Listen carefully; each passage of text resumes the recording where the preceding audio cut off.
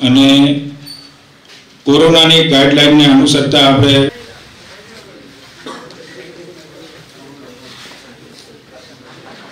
વર્ષગાંઠ નિમિત્તે આપણે સૌ અહીંયા મળ્યા છીએ। 1971 આ ઉજવણીમાં આપ સૌનું સ્વાગત છે અને મહેમાનો મહાનુભાવોને વિનંતી કે આપ શ્રી દીપ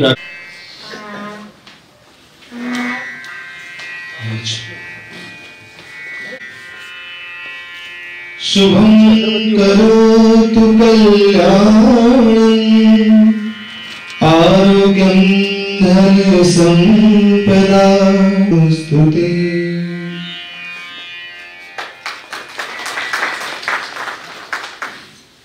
घटना बनी है एमने श्रद्धांजलि पण आपणे अत्रेथी आपवानो कार्यक्रम राखे जवानों अने लोको जे हेलिकॉप्टर दुर्घटनानी अंदर जेमने अने कार्यक्रमना अंते आपणे सौ पण श्रोतागण पण प्रबुद्ध नागरिको पण आपणे भानुभाई सोनीने पण नम्र विनंती छे के श्रद्धासुमन माटे अहींया मेहमानो साथे जोડાય।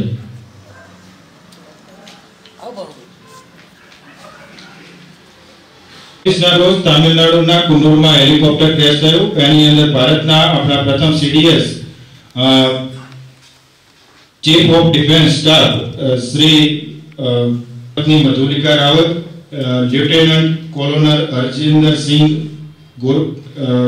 11 गोरखा राइफल्स, प्रताप दास हवेलदार सतपाल गोरखा राइफल्स, लांस नायक विवेक कुमार, लांस नायक साई तेजा नायक लोको हता एमने जान गुमाव्या छे। अने आजे ज छापानी अंदर आपणे जोयुं छे के एक जे सपोर्ट सिस्टम पर हता अने आजे पण एमनुं करुण आपणे श्रद्धासुमन अर्पी अने परम शांति माटे प्रार्थना करीए छीए।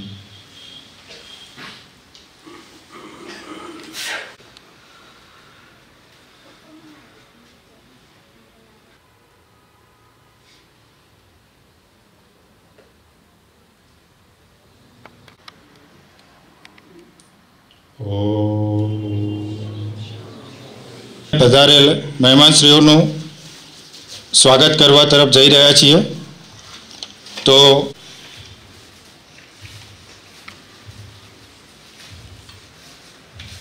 श्री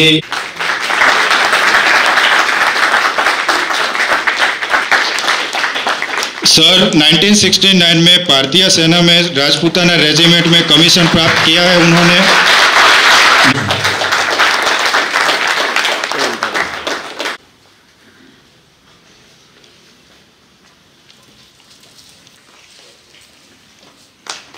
स्वीकार आमंत्रण किया, रखा हमारा मान, पैसरवती एमने आवकारे।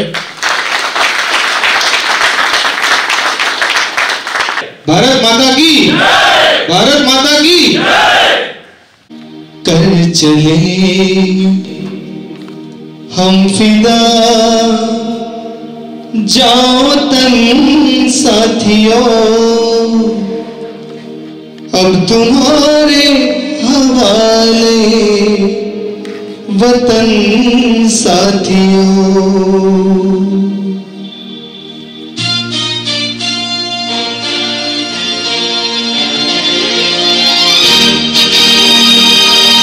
कर चले हम फिदा, जाओ तन साथियों, अब तुम्हारे हवाले वतन साथियों।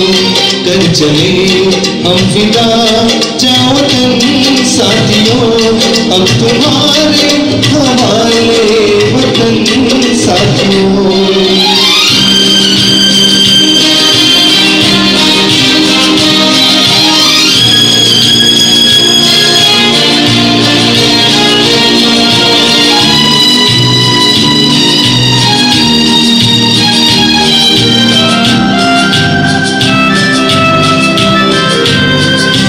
सांस थमती गई, नब्ज़ जमती गई, फिर भी बढ़ते कदम को न रुकने दिया।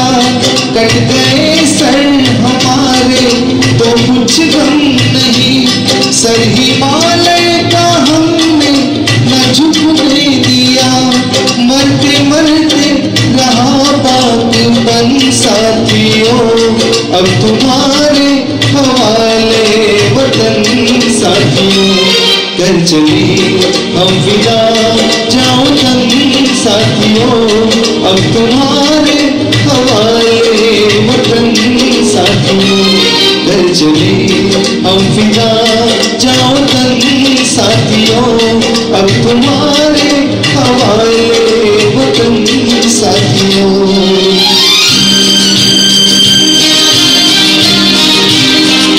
बोलो भारत माता की, शहीदों शहीदों।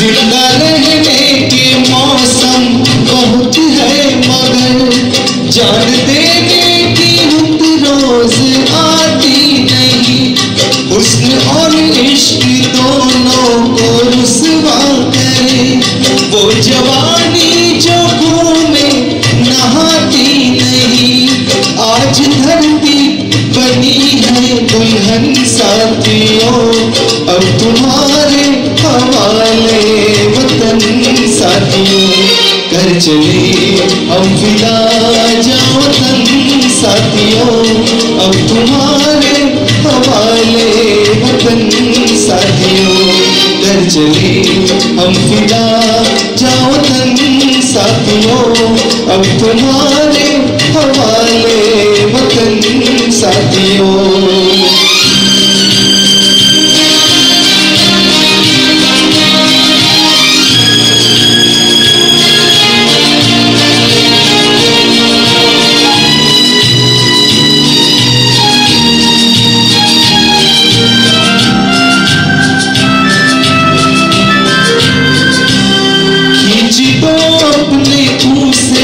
जमीन पर लगी इस तरफ आने पाए ना रावण कोई, तोड़ दो हाथ अगर हाथ उठने लगे, छून पाए न सीता का दामन कोई, राम भी तुम ही लक्ष्मण साथियों, अब तुम्हारे हवाले वतन साथियों, कर चले हम विदा जाओ तन साथियों, अब तुम्हारे हवाले वतन साथियों, कर चले हम विदा जाओ तन साथियों, अब तुम्हारे हवाले वतन साथियों, अब तुम्हारे हवाले वतन साथियों, अब तुम्हारे हवाले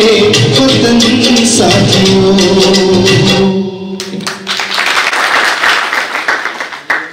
जब आंख हम मर भी जाए तो कोई गम नहीं, लेकिन मरते वक्त मिट्टी हिंदुस्तान की हो। અમારા પ્રાણની આહુતિ માટે પણ વિચારતા નથી। ત્યારે આપણે આપણા કાર્યક્રમને આગળ ધપાવતા જે આપણે પ્રમાણપત્ર એનાયત કરી અને એમનું સન્માન કરવા માંગે છે, તો હું નામ બોલું એ પ્રમાણે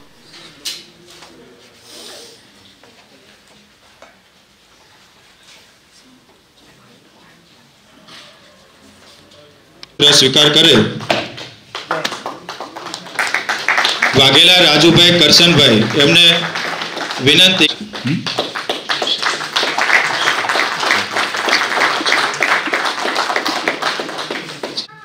પ્રમાણપત્ર એનાયત કરે। ચૌધરી ચિરાગભાઈ અરજણભાઈ કરે।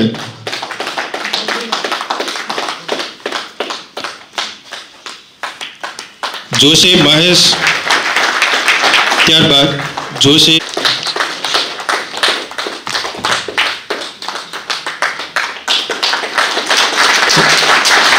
સન્માનિત કરે।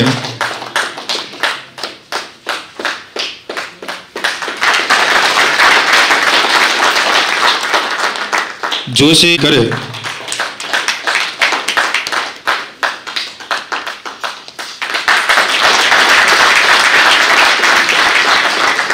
કરી અને સન્માનિત કરે.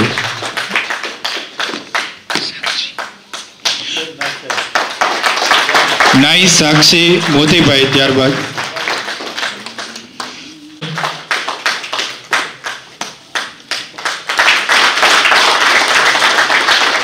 પ્રજાપતિ માનને સન્માનિત કરે.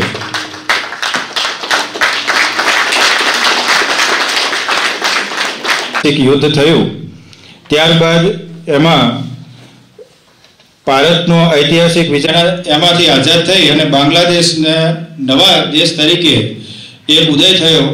તો આ નિમિત્તે આપણે સૌ મળ્યા છીએ ત્યારે હવે આપણા મહેમાનોના હસ્તે આપણે આ વાતોને વાગોળવાની છે અને વધુ આપણે બોલો ભારત માતા કી જય, ભારત માતા કી જય, બેદી બે ભારત માતા કી જય. भीष्म पितामह जी એવું કીધું છે કે देश की सीमाएं माता के वस्त्रों के समान होती है, उनकी रक्षा करना हर एक पुत्र का कर्तव्य है. આ મહાભારત પર્વની અંદર ભીષ્મ પિતામહજી દ્વારા કહેલી આ વાત છે. પણ અત્યારે હાલનું આપણું માનસ એટલે કે એક સિવિલિયનનું માનસ એ શું વિચારે છે? એવું વિચારે છે કે કોનું કાર્ય છે? સેનાનું કાર્ય છે, બીએસએફનું કાર્ય છે, ડિફેન્સ સ્ટાફનું કાર્ય છે. પરંતુ હકીકત એવી છે કે આ પ્રત્યેક વ્યક્તિનું આ કાર્ય છે. દેશની અંદર તેમજ દેશની બહાર અને દેશની સીમાઓ પર શું ગતિવિધિ થઈ રહી છે એની ધ્યાન રાખવાની, એની સુરક્ષાની જવાબદારી આપણા પ્રત્યેકની છે. વિષય ખૂબ જ મોટો છે એટલે મારા માટે એવી પરિસ્થિતિ છે કે ગાગરમાં સાગર ભરવાનો છે મારે, એટલે હું તમને ટૂંકમાં કહીશ અને ખૂબ જ સરળ ભાષામાં સમજાવવાનો પ્રયત્ન કરીશ. તો ધ્યાનથી સાંભળજો. કેડેટ્સ બેઠા છે, એવી રીતે એક સમય હું પણ એનસીસી કેડેટ્સ હતો અને વાયપી યુથ એક્શન પ્રોગ્રામની અંદર મને ગિરનારની અંદર કર્ણાટક બટાલિયનની જવાબદારી આપવામાં આવી હતી. ત્યારે અમે બધા ગિરનારની અંદર ટ્રેકિંગ કરતા હતા અને ગિરનારની અંદર ટ્રેકિંગ કરતી વખતે ત્યાં આગળ અમને જમવાની અંદર ભાત પીરસવામાં આવ્યા. એટલે આપણે જાણીએ છીએ કે South Indians are experts in eating rice, એટલે કે તેઓ ભાત ખાવા માટે એક્સપર્ટ છે. એટલે મેં તરત ભાતની અંદર આમ સીધો હાથ નાખી દીધો એટલે મારો હાથ દાઝી ગયો. ત્યારે મારા સાઉથ ઇન્ડિયન મિત્ર અર્જુને મને સમજાવ્યું કે ભાઈ જ્યારે આપણે ભાત આ જો ચોળવા હોય ને વ્યવસ્થિત તો પહેલાં એની બોર્ડર એટલે કે કિનારી ખસેડી દેવી, જેના કારણે ભાતની બધી જ જેટલી વરાળ છે એ બધી જ શું થઈ જશે? નીકળી જશે અને પછી આરામથી આપણે અંદર હાથ નાખી અને આખા ભાતને મસળી નાખીશું, ચોળી નાખીશું. તો એવું જ કંઈક આપણી આજુબાજુ રહેલા આપણા પાડોશી મિત્રો જે છે એમની વિચારણા છે અને એમની આ વિચારણાને આપણે તોડવાની છે. અને એના માટે જ આપણે કહીએ છીએ કે જો ભાઈ આપણી સીમા સુરક્ષિત હશે તો જ ભારત સમર્થ થઈ શકશે. હવે આપણે સીમાજન કલ્યાણ સમિતિ દ્વારા થતા કાર્યક્રમો તો આપણે વિવિધ જોયા હશે, જેમ કે રામનવમીની ઉજવણી, રક્ષાબંધન, શક્તિ પૂજન કાર્યક્રમ, ભારત માતા પૂજન કાર્યક્રમ, દત્ત ઉત્સવ, તિરંગા યાત્રા, આ બધા કાર્યક્રમ આપણે જોયા છે. પણ આપણો ખાસ અને અગત્યનો ગોલ એ છે કે આપણે પ્રોક્સી વોર માટે તૈયાર રહેવાનું છે. આપણા દેશમાં એવું કહેવાય છે કે ભાઈ ચંદન હૈ ઇસ દેશ કી માટી, બધા રિપીટ કરીશું જોડે જોડે, चंदन है इस देश की माटी, तपोभूमि हर ग्राम है, हर बाला देवी की प्रतिमा,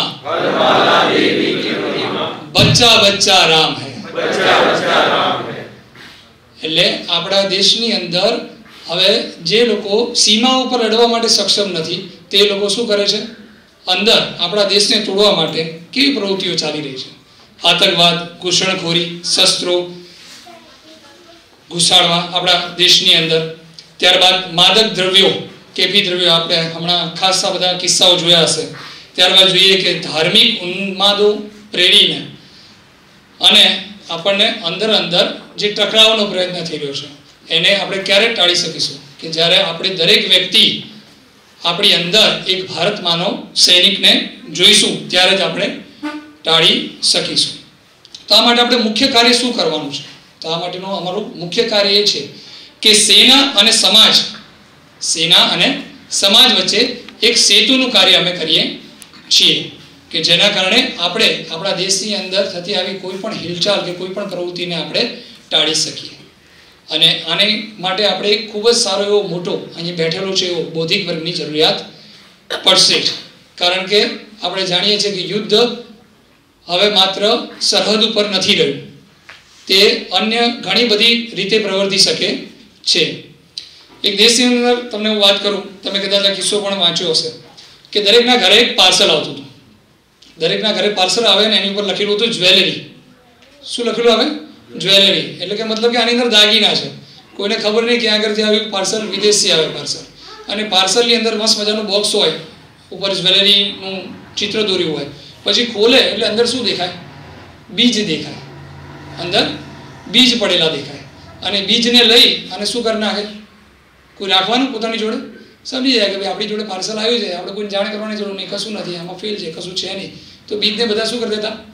નાખી દેતા. બીજને શું કરી દેતા? બધા નાખી દેતા. તો બહાર બીજને નાખી દેતા અને જમીનની અંદર વનસ્પતિ ઉગી નીકળતી. અને વનસ્પતિ જે ઉગી નીકળતી તેના કારણે શું થતું કે ત્યાં આગળની પાક બધો જ સંપૂર્ણ નાશ થવા લાગ્યો. તો એક વનસ્પતિના બીજ મારફતે પણ એક દેશને બીજો દેશ હરાવી શકે છે. અને એના માટે જાગૃત કોને બનવું પડશે? આપણા જેવા નાગરિકોએ જ બનવું પડશે. એ સિવાય આ શક્ય છે નહીં. તો આ સમગ્ર કાર્ય આપણા સીમાજન કલ્યાણ સમિતિનું છે. મેં ગાગરમાં સાગરને ભરવાનો પ્રયત્ન કર્યો છે. આશા છે કે આપને આ બાબતે વિસ્તૃત માહિતી મળી હશે અને આપ શ્રી પણ અમારી સાથે જોડાશો અને આ કાર્યને આપણે સાથે મળી અને ભારત માતાની સુરક્ષા માટે આપણે સર્વે આગળ વધીશું. આપણે સર્વે, હું અહીંથી બોલીશ, સુરક્ષિત સીમા. તમારે બોલવાનું છે સમર્થ ભારત. શું બોલવાનું છે? સુરક્ષિત સીમા, સુરક્ષિત સીમા, સુરક્ષિત સીમા. ઉપસ્થિત હતા, કાર્યરત હતા. તો આ વિજય દિવસ નિમિત્તે એમના મુખ્યથી આ વિજય દિવસ નિમિત્તે શ્રી ડીપી સિંહ સરને વિનંતી છે કે આપ અહીં આવી અને મંચ ઉપસ્થિત મહાનુભાવ, जय हिंद, वंदे मातरम, भारत माता की जय. ये मेरा सौभाग्य है कि सीमा जन कल्याण समिति ने मुझे समय दिया आपके सामने कुछ अपनी बातें रखने का. मैं उनका दिल से आभार मानता हूं और बहुत बहुत आभार करता हूं. इसके साथ ही मैं आपको विजय दिवस की हार्दिक बधाई देता हूं और शुभकामनाएं देता हूं. युद्ध तो भारत और पाकिस्तान के बीच में कई हुए, चाइना के बीच में भी हुए, लेकिन कोई निर्णायक युद्ध नहीं हुआ था. सन 48 में पाकिस्तान के मुजाहिदीन और पाकिस्तान आर्मी के लोगों ने मिलकर के जम्मू कश्मीर के ऊपर हमला किया था. हमारी सेना ने मुंह तोड़ जवाब दिया और उनको खदेड़ते हुए कश्मीर से बाहर ले जाने की कोशिश कर रहे थे. लेकिन उस समय जो नेतृत्व था देश का वो थोड़ा ढीला पड़ गया और यूएनओ चला गया और युद्ध विराम कर दिया. तो कोई निर्णय नहीं हो पाया. सवाल जीत और हार का नहीं है, लेकिन भूमिका में युद्ध हमेशा निर्णायक होना चाहिए, ऐसा मैं मानता हूँ. 1962 में तो थोड़ा मुंह की खानी पड़ी हमको, क्योंकि बहुत सारी कमियां थी. साहस और पराक्रम की कमी नहीं थी, साधनों की कमियां थी. जो नेतृत्व था उसके पॉलिसी में कमी थी, जिसके कारण से हमको ये दिन देखना पड़ा 1962 में. तीसरा युद्ध 1965 का हुआ. 65 में थोड़ा बराबर की टक्कर हुई थी, लेकिन पाकिस्तान को बहुत ज़्यादा आर्थिक नुकसान हुआ. निर्णायक युद्ध फिर भी नहीं हुआ था. कई जगह छिटपुट छुटपुट लड़ाइयाँ हुई. कहीं पाकिस्तान थोड़ा आगे बढ़ा, कहीं भारत आगे बढ़ा और खदेड़ के उसको पीछे ले आया. लेकिन कोई निर्णायक युद्ध नहीं हुआ। भारतीय सेना या सशस्त्र सेनाओं का एक ही उद्देश्य होता है कि अगर युद्ध में जाना है तो निर्णायक युद्ध लड़ना है, और यह केवल तभी संभव है जब हमारे पास एक कुशल नेतृत्व हो। पराक्रम और शौर्य की कोई कमी नहीं है भारतीय सशस्त्र सेनाओं में। अगर कमी है तो लीडरशिप की, यानी राजनीतिक लीडरशिप, या देश का प्रधानमंत्री या जो भी कुछ कह लीजिए। और उसके कारण से सेना अपना निर्णायक युद्ध नहीं लड़ पाती है। लेकिन सन 1971 में एक अच्छा परिपक्व और स्ट्रॉन्ग लीडरशिप था श्रीमती इंदिरा गांधी का, और उन्होंने सेना को टोटल छूट दे दी सन 71 के युद्ध में कि आप जो करना चाहते हैं, अपना पराक्रम शौर्य दिखाना चाहते हैं, आपको पूरी छूट है, हम उसमें इंटरफेयर नहीं करेंगे। ये एक कुशल नेतृत्व है। लीडरशिप बहुत अच्छी थी और बहुत स्ट्रांग थी, केवल भारत के लिहाज से नहीं, पॉलिटिकल लिहाज से, अंतर्राष्ट्रीय लिहाज से भी बहुत स्ट्रांग लीडरशिप थी। और 71 का युद्ध एक निर्णायक युद्ध हुआ। इसकी थोड़ी सी भूमिका मैं आपको बताना चाहूँगा। 1970 में जब हमारा विभाजन हुआ था तो पाकिस्तान दो हिस्सों में बना। एक हिस्सा पश्चिमी पाकिस्तान, दूसरा पूर्वी पाकिस्तान। पूर्वी पाकिस्तान में एक लीडर हुए अवामी लीग के मुजीबुर रहमान, और जब जनरल असेंबली पाकिस्तान का टिक्का खान के शासन में जनरल असेंबली के इलेक्शन हुए तो उन्होंने सबसे ज़्यादा सीटें हासिल की। कायदे के तौर पर पाकिस्तान को उनको प्राइम मिनिस्टर बनाना चाहिए था, लेकिन उन्होंने उसको नहीं बनाया, बल्कि जेल में डाल दिया और पश्चिमी पाकिस्तान में ले आए। लेकिन जाने से पहले उन्होंने एक बिगुल फूंका कि आज़ादी लेके रहेंगे, इस देश को आज़ाद कराएंगे, यानी पूर्वी पाकिस्तान। और उनकी वो जो संकल्प था वो बंगालियों ने पकड़ा, और पूर्वी पाकिस्तान के हिंदू बंगाली या मुस्लिम बंगाली सब ने विद्रोह कर दिया। और उस विद्रोह में सेना ने थोड़ी दमनकारी नीति अपनाई, और उस नीति के चलते हुए बहुत हिंदू मुस्लिम बंगाली कत्ल हुए, बहुत सारी और बासी बातें हुई जो मैं यहाँ नहीं बताना चाहूँगा। लेकिन उसका रिजल्ट क्या हुआ कि तकरीबन एवरी डे पिछले 4 महीनों में बांग्लादेशी भारत के अंदर शरण लेने लगे। पूरा त्रिपुरा, अगरतला, आसाम, मेघालय ये बांग्लादेशियों से भर गया। उसमें हिंदू बंगाली भी थे, मुस्लिम बंगाली भी थे, सब तरीके के लोग। और वो संख्या एक समय पर आकर के 1 करोड़ से ज़्यादा हो गई। अब आप सोचिए कि 1 करोड़ शरणार्थियों को कैंपों में रखना, खाना पीना देना, दवाई वगैरह का बंदोबस्त करना, या उनकी शिक्षा वगैरह का बंदोबस्त करना, ये हमारे लिए एक बहुत आर्थिक भार था। तब श्रीमती इंदिरा गांधी प्राइम मिनिस्टर ने अपनी कुशल नेतृत्व दिखाते हुए ये निर्णय लिया कि हमको बांग्लादेश या पूर्वी पाकिस्तान को आज़ाद करना ही पड़ेगा। और उन्होंने हमारे उस समय जो सेनाध्यक्ष थे जनरल मानेकशॉ, जो बाद में फील्ड मार्शल बने, उनको खुली छुट्टी दे दी कि वे आर्मी, नेवी, एयरफोर्स जिस तरीके से भी इस टास्क को पूरा करना चाहे वो करे। अपनी सेनाओं में पूरी तैयारी थी, पराक्रम था, जोश था, और वो अपना एक मंसूबा लेकर के चले कि हमको अब के आर पार की लड़ाई लड़नी है। 3 दिसंबर को या 2 दिसंबर की शाम को पाकिस्तान ने प्री एम्प्टिव स्ट्राइक कर दी, यानी अपने हवाई जहाज उसने हमारा अंबाला, चंडीगढ़ जोधपुर इवन आगरा तक पहुंच गए थे, उसके स्ट्राइक करे, लेकिन बहुत ज़्यादा हमको नुकसान नहीं हुआ क्योंकि तुरंत कार्रवाई में हमारे हवाई जहाज़ों ने उनको घेर लिया। तो पहले 3 दिन तक वायुसेना के हवाई जहाज पूरे आकाश में घूमते रहे और वो डोमिनेट करने लगे। डोमिनेट का मतलब है कि उन्होंने उसके ऊपर कब्जा कर लिया कि पाकिस्तान का कोई भी हवाई जहाज ऊपर ना उड़ सके। ये बहुत बड़ी कामयाबी थी पहले 2 दिन के अंदर। 3 दिसंबर को भारतीय सेना या थल सेना को आदेश मिला कि आप बांग्लादेश में या पूर्वी पाकिस्तान में कूच करिए। कलकत्ता से आगे जगह है, नाम मुझे अभी याद नहीं आ रहा है, लेकिन वहाँ से हमारी सेनाओं ने शुरुआत की।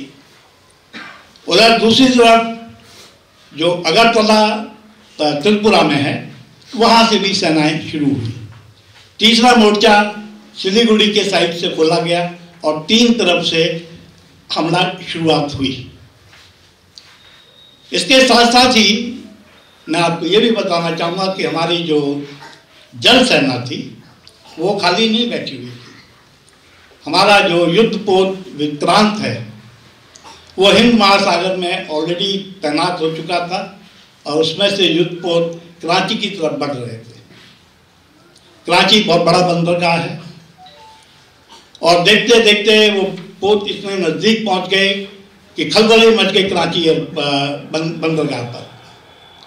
और जब गोलाबारी शुरू की हमारे युद्धपोतों ने तो आग लग गई पूरे कराची के अंदर, बंदरगाह के अंदर। उनके जितने भी तेल टैंकर थे या और एम्यूनिशन के वहाँ पर जगह थी, सबके ऊपर बमबारी हुई लगातार और वहाँ आग लग गई पूरे उसमें। दूसरी तरफ ढाका साइड में या बे ऑफ बंगाल, बंगाल की खाड़ी में भी हमारे युद्धपोत थे। गलती से पाकिस्तान की एक पनडुब्बी वो कहीं से रेंगते रेंगते और बंगाल की खाड़ी में आ गई। वहां पर हमारे जो युद्धपोत थे वो बिल्कुल खाड़ी के बॉर्डर पे नहीं थे, बल्कि दूर थे। और जैसे ये पनडुब्बी सरफेस हुई, इसको घेर लिया गया। उसका नाम था गाजी और तुरंत ही उसको पनडुब्बी को जल समाधि दिला दी गई, जन्नम भेज दिया उनको।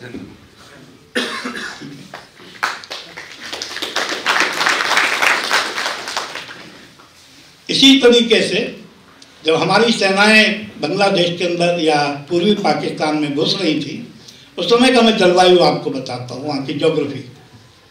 सभी नदी नालों के अंदर पानी भरा हुआ था, कहीं से रास्ता नहीं मिल रहा था।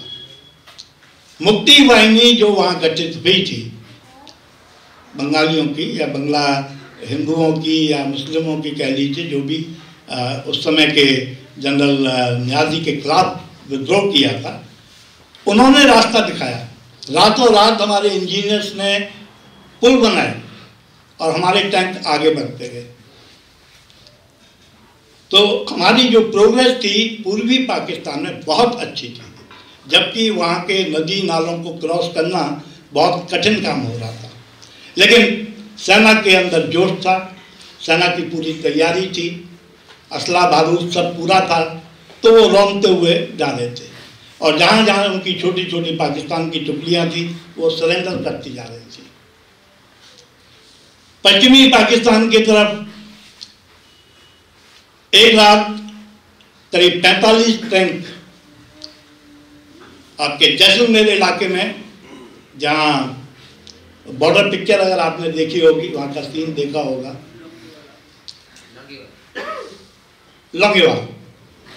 लौंगेवाल के अंदर हमारी एक पेट्रोल में देखा कि भाई करीब बहुत भारी संख्या में टैंक आ रहे हैं। और लौंगेवाला के अंदर उसके अंदर केवल एक कंपनी यानी 120 या 130 आदमी थे, लेकिन उनके पास 2 बड़े हथियार थे जिसको हम बोलते हैं RCL, रिकॉइललेस गन, जो टैंकों के बरखिलाफ इस्तेमाल की जाती है, और कुछ एंटी टैंक माइंस थी। वहाँ चांदपुरी साहब थे, उन्होंने तुरंत माइनें लगवाई, RCL गन को तैनात किया और इन टैंकों को लौंगेवाल पहुंचने से पहले ही जो रेगिस्तान था उसके अंदर दफना दिया। 2-4 टैंक दफन हुए तो पाकिस्तान का हौसला टूट गया, क्योंकि उनका कोई मकसद लेकर के नहीं निकले थे वो, उनको फिर वापस लौटना पड़ा। सुबह नेक्स्ट डे हमारी एयरफोर्स ने वो जो वापस जा रहे थे उनको खदेड़ा और उनको तस नस कर दिया, पूरी ब्रिगेड, टैंक ब्रिगेड। उसके एक यूनिट में 45 होते हैं, 3 यूनिटें होती हैं, तो आप देख लीजिए, अंदाज़ा लगा लीजिए। और उन टैंकों के साथ एम्यूनिशन ले जाने के लिए, लॉजिस्टिक सपोर्ट करने के लिए और 20 गाड़ियाँ होती हैं। आज भी वो मॉन्यूमेंट्स की तरह उन गाड़ियों का या टैंकों का हम देखते हैं चौराहे पर लगे हुए अपने। तो वो कामयाबी थी हमारे। इस तरफ तो पश्चिमी क्षेत्र में युद्ध हो रहा था। मैं अपना से थोड़ा सा और आपको बताना चाहूँगा, क्योंकि मैं उस समय पश्चिमी क्षेत्र में था। और अगर आपने अभी रिसेंट सुना होगा, तितवाल बारामूला सेक्टर बहुत हॉट सेक्टर है, इसमें मैं तैनात था। मेरे पास एक कमांडो की प्लाटून थी जिसमें के करीब 40 आदमी थे। मैं यंग कैप्टन था, 22-22.5 साल शायद मेरी उम्र थी उस समय। पाकिस्तान के अंदर 20 किलोमीटर में अंदर गया। कुछ तोड़फोड़ की कार्रवाई थी, कुछ कॉन्वॉय वगैरह को बर्बाद करना था।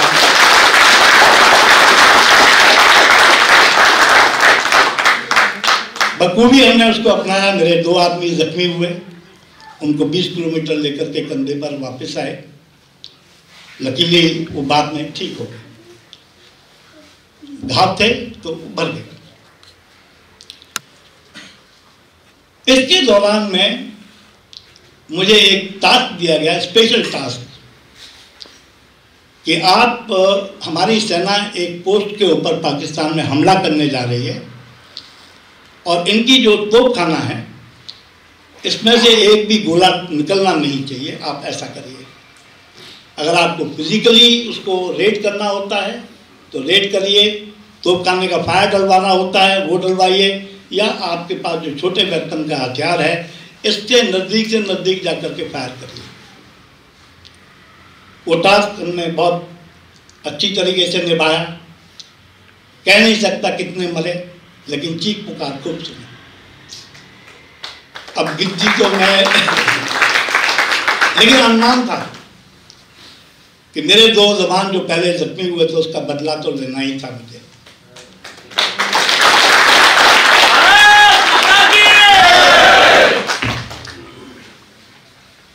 ये 14 दिन की लड़ाई दोनों क्षेत्रों में, पश्चिमी क्षेत्र और पूर्वी क्षेत्र में लगातार बढ़ती रही।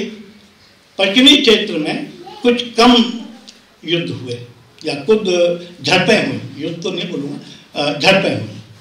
उसकी सीमा थी, क्योंकि पाकिस्तान जो खोने जा रहा था उसको अंदाज़ा था कि पूर्वी पाकिस्तान में वो क्या खोने जा रहा है। तो वो जो एम्यूनिशन, हथियार, आदमी, वो उनको बर्बाद नहीं करना चाह रहा था पश्चिमी पाकिस्तान में। तो ये एक बैलेंसिंग वो कर रहा था अपने मन में, और इसके कारण से हमने भी बहुत ज़्यादा प्रेशर नहीं डाला। जो प्रेशर हम डाल सकते थे और जम्मू कश्मीर को शायद आज़ाद भी करा सकते थे, वो हमने नहीं किया, क्योंकि हमारी विस्तारवाद की कोई नीति नहीं थी। हमारा लक्ष्य केवल एक ही था कि आर पार की युद्ध हमने पाकिस्तान के साथ लड़ना है और पूर्वी पाकिस्तान का नक्शे से नाम मिटा देना, और वो हमने हासिल किया। 14 दिन के अंदर ही पूरा ढाका घेर लिया गया 3 तरफ से, और उनको बोला गया कि भाई या तो तुम सरेंडर करो नहीं तो मारेंगे हम। हमारे जनरल मानेकशॉ ने खुद कहा कि हम आपको छोड़ेंगे नहीं, या तो सरेंडर कर दो। जनरल न्याजी ने, जैसा भी उनका विचार रहा होगा, सरेंडर करने की सोची, और 16 दिसंबर को सरेंडर इंस्ट्रूमेंट साइन हुआ। 93,000 युद्ध बंदियों ने अपने हथियार भारतीय सेना के सामने डाले। ये भारतीय सेना का और उनकी तैयारी और उनका कुशल नेतृत्व। हमारा पॉलिटिकल नेतृत्व भी उतना ही मजबूत था। उन्होंने कहा कुछ भी हो जाए फतह लेनी ही है। अब मैं पॉलिटिकल नेतृत्व के बारे में भी एक बात जरूर बताना चाहूँगा, श्रीमती इंदिरा गांधी के बारे में। अमेरिका ने अपना युद्ध पोत हिंद महासागर में भेजा, उसके साथ ब्रिटेन, उसके भी युद्ध पोत शुरू हुए। चाइना ने भी हमको धमकी दी कि या तो युद्ध बंद करो, नहीं तो मैं युद्ध पोत भेज रहा हूँ। हमारा केवल एक ही मित्र था और अटूट मित्रता थी रशिया की। रशिया ने जैसे ही सुना कि अमेरिका के युद्ध पोत चल पड़े हैं, उसने अपना युद्ध पोत भेज दिया।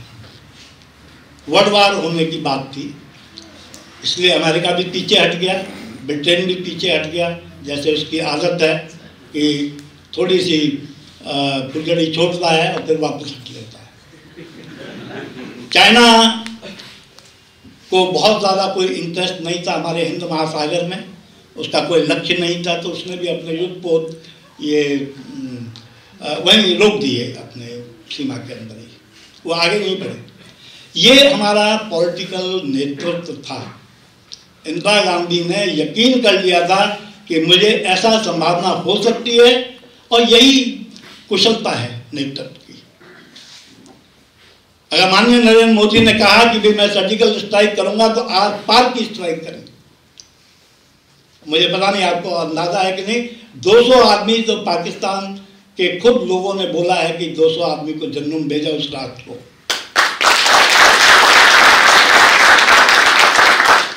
ये पॉलिटिकल नेतृत्व होता है कि आर पार का नेतृत्व होना चाहिए कि युद्ध लड़ना है, कुछ करना है तो आर पार की लड़ाई होनी चाहिए। श्रीमती इंदिरा गांधी ने भी किया और नरेंद्र मोदी भी वही कर रहे हैं। इस प्रकार का नेतृत्व जब होता है तो आपकी जो सेनाएं हैं वो भी बल लेती हैं, उनको भी बल मिलता है, साहस मिलता है, पराक्रम मिलता है। और तीसरी जो सबसे बड़ी ताकत थी वो थी आम जनता की। सन 71 के युद्ध में आम जनता पूरी सेना के साथ थी और नेतृत्व के साथ थी। बिना इन तीनों की कामयाबी नहीं मिलती है, या आर पार की निर्णायक युद्ध नहीं होते हैं। आपका नेतृत्व कुशल होना चाहिए, आपकी सशस्त्र सेनाओं में दम होना चाहिए, और तीसरा जनता का सहयोग होना चाहिए। अगर ये तीन चीजें हैं तो आर पार की लड़ाई होती है और निर्णायक युद्ध होता है, जब सन 71 में हुआ। तो ऐसे विजय दिवस को आज इसकी स्वर्ण जयंती है, और हम इसलिए इसको मनाते हैं कि एक प्रेरणा दे कि जो आर पार की लड़ाई सशस्त्र सेनाओं ने सन 71 में लड़ी, अगर आगे कभी मौका मिला तो उसी प्रकार का कुशल नेतृत्व होगा, उसी प्रकार की सेना की तैयारी होगी और जनता का सहयोग होगा। आम जन का सहयोग बहुत जरूरी है। इसी के साथ मैं अपनी वाणी को विराम देता हूँ। आपका बहुत बहुत धन्यवाद। Thank you. जय भारत। देश के अंदर या पूर्वी पाकिस्तान में घुस रही थी, उस समय का मैं जलवायु आपको बताता हूँ, वहाँ की ज्योग्राफी। सभी नदी नालों के अंदर पानी भरा हुआ था, कहीं से रास्ता नहीं मिल रहा था। मुक्ति वाहिनी जो वहाँ गठित हुई थी, बंगालियों की या बंगला हिंदुओं की या मुस्लिमों की कह लीजिए, जो भी उस समय के जनरल न्याजी के खिलाफ विद्रोह किया था, उन्होंने रास्ता दिखाया। रातों रात हमारे इंजीनियर्स ने पुल बनाए और हमारे टैंक आगे बढ़ते गए। तो हमारी जो प्रोग्रेस थी पूर्वी पाकिस्तान में बहुत अच्छी थी, जबकि वहाँ के नदी नालों को क्रॉस करना बहुत कठिन काम हो रहा था। लेकिन सेना के अंदर जोश था, सेना की पूरी तैयारी थी, असला बारूद सब पूरा था, तो वो रौंदते हुए जा रहे थे। और जहाँ जहाँ उनकी छोटी छोटी पाकिस्तान की टुकड़ियाँ थी वो सरेंडर करती जा रही थी। पश्चिमी पाकिस्तान की तरफ एक रात करीब 45 टैंक आपके जैसलमेर इलाके में, जहाँ बॉर्डर पिक्चर अगर आपने देखी होगी, वहाँ का सीन देखा होगा,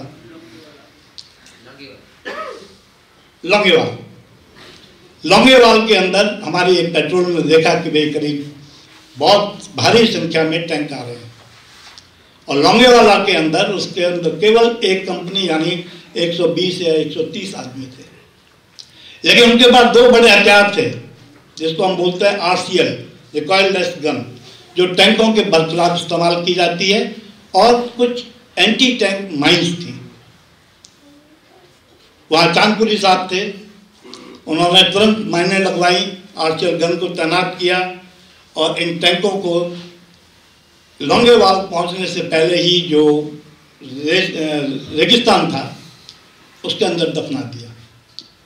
2-4 टैंक दफन हुए तो पाकिस्तान का हौसला टूट गया, क्योंकि उनका कोई मकसद लेकर के नहीं निकले थे उनको फिर वापस लौटना पड़ा। सुबह नेक्स्ट डे हमारी एयरफोर्स ने वो जो वापस जा रहे थे उनको खदेड़ा और उनको तहस-नहस कर दिया, पूरी ब्रिगेड, टैंक ब्रिगेड। उसके एक यूनिट में 45 होते हैं, 3 यूनिटें होती हैं, तो आप देख लीजिए, अंदाज़ा लगा लीजिए। और उन टैंकों के साथ एम्यूनिशन ले जाने के लिए, लॉजिस्टिक सपोर्ट करने के लिए और 20 गाड़ियाँ होती हैं। आज भी वो मॉन्यूमेंट्स की तरह उन गाड़ियों का या टैंकों का हम देखते हैं चौराहे पर लगे हुए अपने। तो वो कामयाबी थी हमारे। इस तरफ तो पश्चिमी क्षेत्र में युद्ध हो रहा था। मैं अपना से थोड़ा सा और आपको बताना चाहूँगा, क्योंकि मैं उस समय पश्चिमी क्षेत्र में था। और अगर आपने अभी रिसेंट सुना होगा, तितवाल बारामूला सेक्टर बहुत हॉट सेक्टर है, इसमें मैं तैनात था। मेरे पास एक कमांडो की प्लाटून थी जिसमें के करीब 40 आदमी थे। मैं यंग कैप्टन था, 22-22.5 साल शायद मेरी उम्र थी उस समय। पाकिस्तान के अंदर 20 किलोमीटर में अंदर गया, कुछ तोड़फोड़ की कार्रवाई थी, कुछ कॉन्वॉय वगैरह को बर्बाद करना था।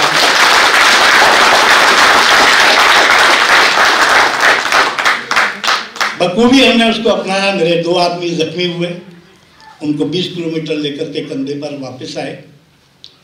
लकीली वो बाद में ठीक हो गए, घाव थे तो भर गए। इसके दौरान में मुझे एक टास्क दिया गया, स्पेशल टास्क, कि आप हमारी सेना एक पोस्ट के ऊपर पाकिस्तान में हमला करने जा रही है और इनकी जो तोपखाना है इसमें से एक भी गोला निकलना नहीं चाहिए, आप ऐसा करिए। अगर आपको फिजिकली उसको रेड करना होता है तो रेड करिए, तोपखाने का फायर डलवाना होता है वो डलवाइए, या आपके पास जो छोटे वेपन का हथियार है इससे नज़दीक से नज़दीक जाकर के फायर करिए। वो टास्क हमने बहुत अच्छी तरीके से निभाया। कह नहीं सकता कितने मरे, लेकिन चीख पुकार खूब सुनी। अब गिनती तो मैं लेकिन अनुमान था कि मेरे 2 जवान जो पहले जख्मी हुए थे उसका बदला तो लेना ही था मुझे।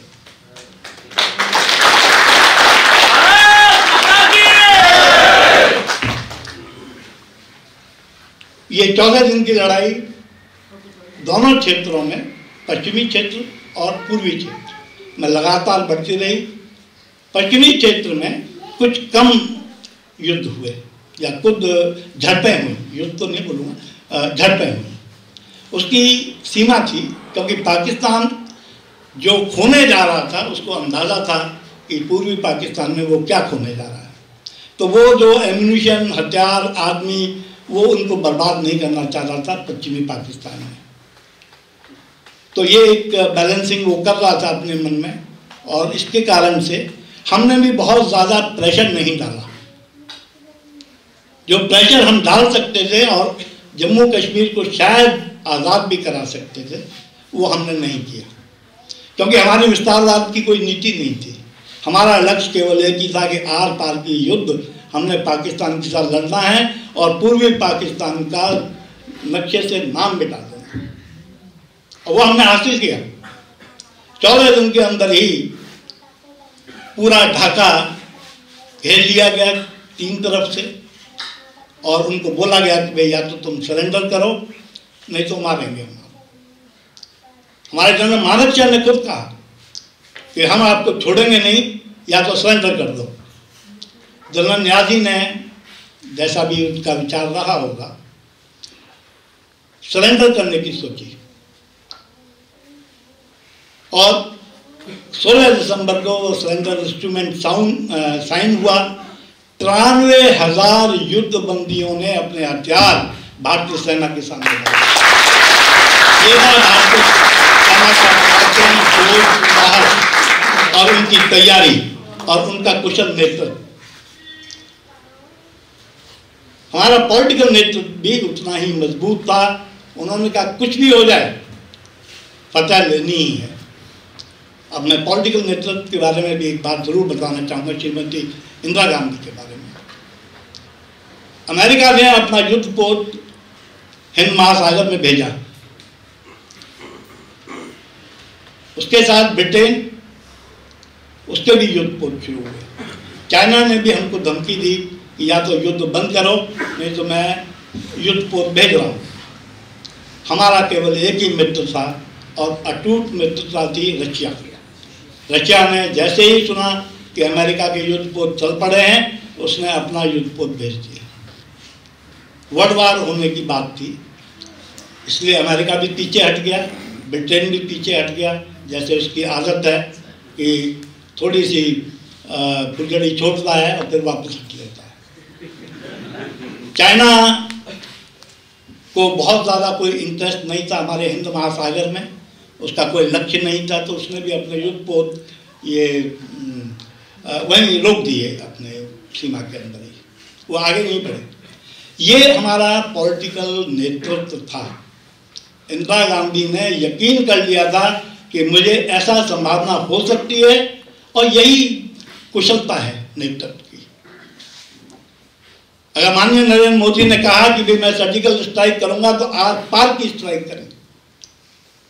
मुझे पता नहीं आपको अंदाजा है कि नहीं, 200 आदमी तो पाकिस्तान के खुद लोगों ने बोला है कि 200 आदमी को जन्नूम भेजा उस रात को।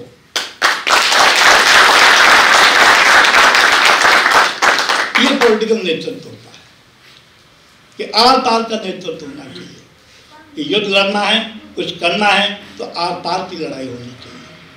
श्रीमती इंदिरा गांधी ने भी किया और नरेंद्र मोदी भी वही कर रहे हैं। इस प्रकार का नेतृत्व जब होता है तो आपकी जो सेनाएं हैं वो भी बल लेती हैं, उनको भी बल मिलता है, साहस मिलता है, पराक्रम मिलता है। और तीसरी जो सबसे बड़ी ताकत थी वो थी आम जनता की। सन 71 के युद्ध में आम जनता पूरी सेना के साथ थी और नेतृत्व के साथ थी। बिना इन तीनों की कामयाबी नहीं मिलती है या आर पार की निर्णायक युद्ध नहीं होते। आपका नेतृत्व कुशल होना चाहिए, आपकी सशस्त्र सेनाओं में दम होना चाहिए और तीसरा जनता का सहयोग होना चाहिए। अगर ये तीन चीजें हैं तो आर पार की लड़ाई होती है और निर्णायक युद्ध होता है, जब सन 71 में हुआ। तो ऐसे विजय दिवस को आज इसकी स्वर्ण जयंती है और हम इसलिए इसको मनाते हैं कि एक प्रेरणा दे कि जो आर पार की लड़ाई सशस्त्र सेनाओं ने सन 71 में लड़ी, अगर आगे कभी मौका मिला तो उसी प्रकार का कुशल नेतृत्व होगा, उसी प्रकार की सेना की तैयारी होगी और जनता का सहयोग होगा। आम जन का सहयोग बहुत जरूरी है। इसी के साथ मैं अपनी वाणी को विराम देता हूँ। आपका बहुत बहुत धन्यवाद। Thank you. जय भारत। खूब आभार साहेबनो કે જેમણે એકાદ દેશભક્તિ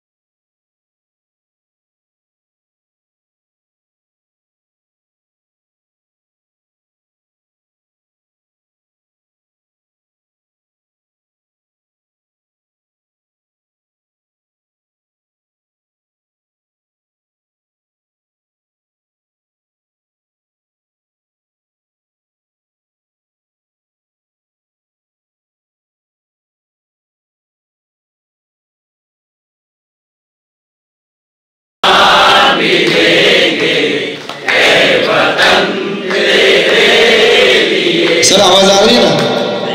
सर जी आवाज आ रही है कि कम आ रही है? दिल दिया थोड़ी और, थोड़ा सा थोड़ी और। दिल दिया है जान भी देंगे वतन तेरे लिए। दिल दिया है जान भी देंगे वतन तेरे लिए।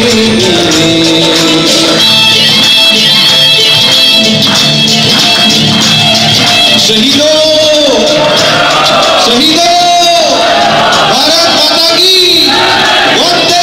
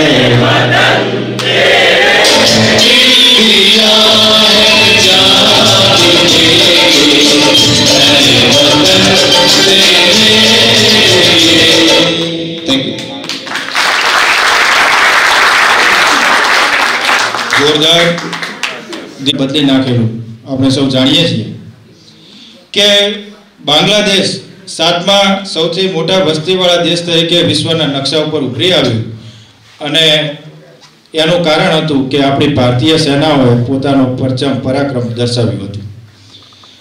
તો આ જ કાર્યક્રમને આગળ વધારતા હવે હું વિનંતી કરું શ્રી ભરતભાઈ ચૌધરી, ભારત તિબ્બત સહયોગ મંચ પ્રાંત મીડિયા સેલ અધ્યક્ષને કે નમસ્કાર. ઉપસ્થિત કર્નલ સર,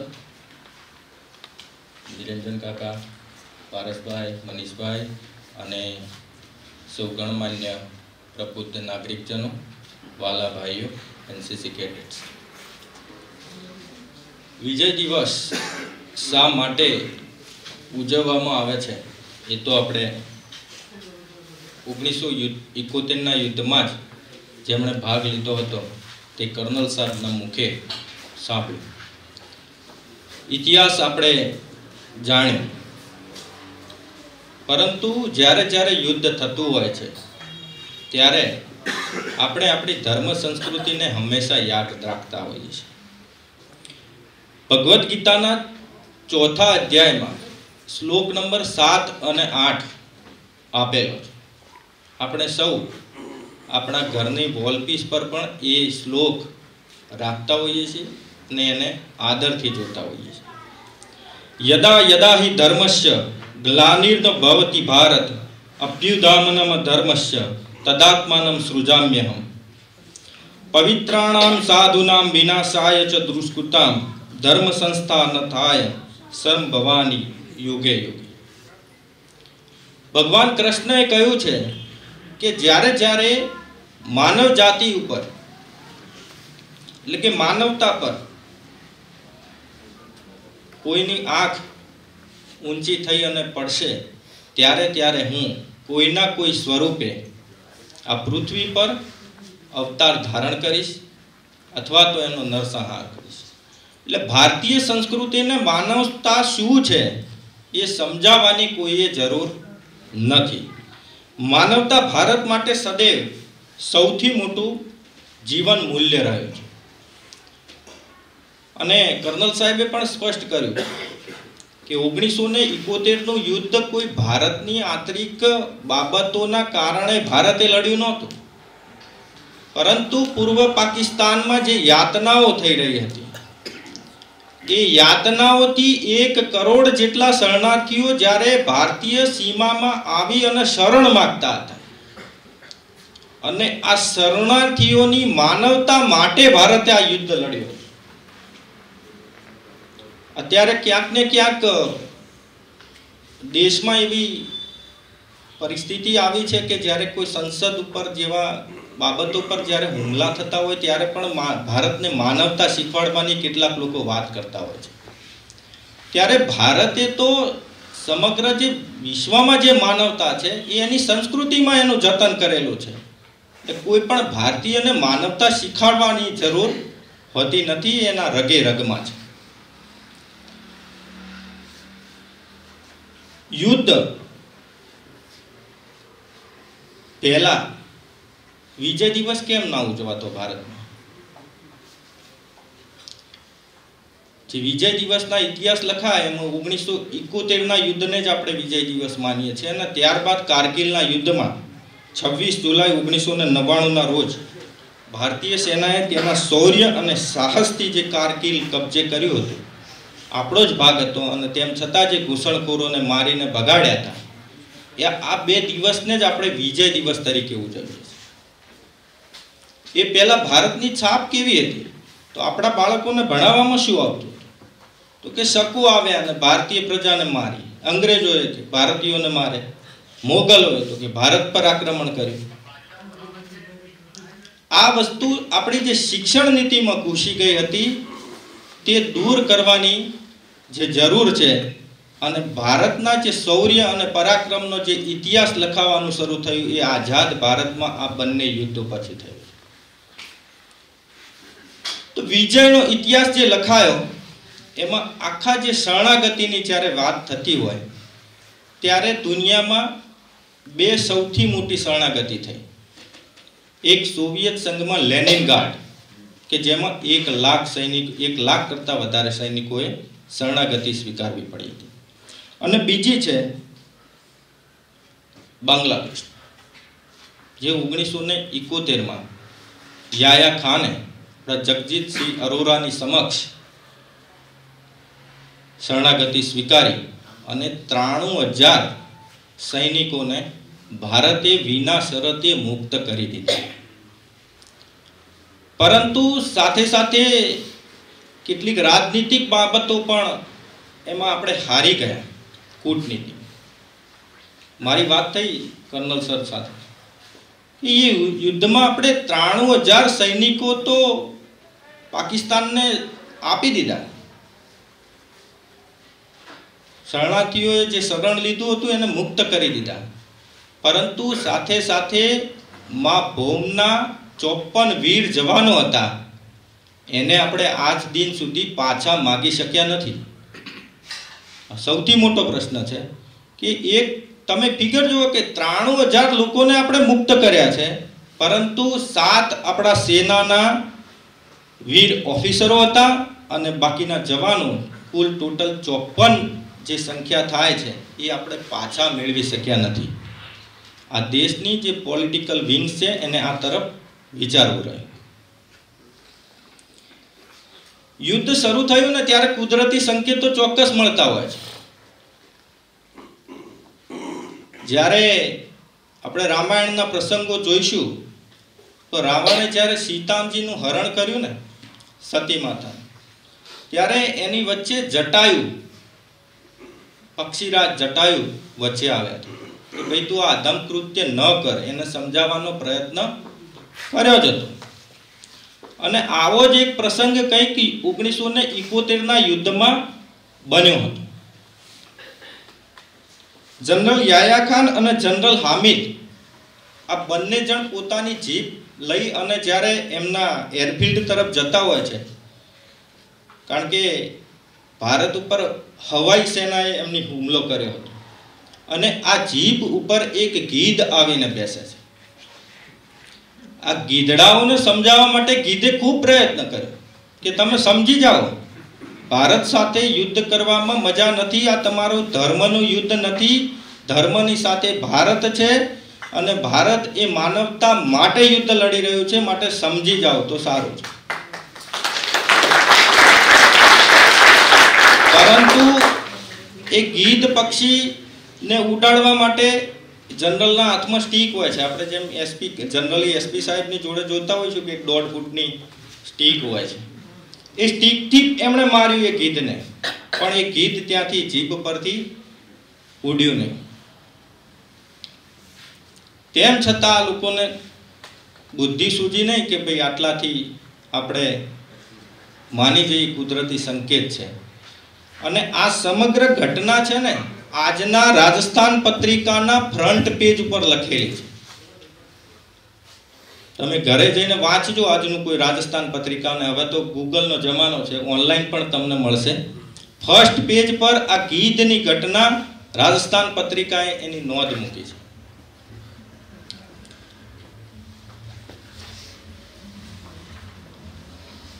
યુદ્ધ વખતે સાહેબે વાત કરી કે પોલિટિકલ વિલ પાવર મજબૂત જોઈએ, ચોક્કસ છે. આ યુદ્ધ જે લડાયું એ વખતે માન્ય ઇન્દિરા ગાંધી અને આપણા જે સેનાનાયક હતા સર માણેકશા વચ્ચે વાત થઈ હતી કે ભૌગોલિક દ્રષ્ટિએ અત્યારે આ યુદ્ધ લડવું એ ખૂબ મુશ્કેલ છે. કારણ કે માર્ચ મહિનો હતો, એપ્રિલ મહિનો હતો, એ વખતે દરેક સીમાડા પર ક્યાંક ને ક્યાંક ભૌગોલિક પરિસ્થિતિ ખૂબ વિકટ હતી.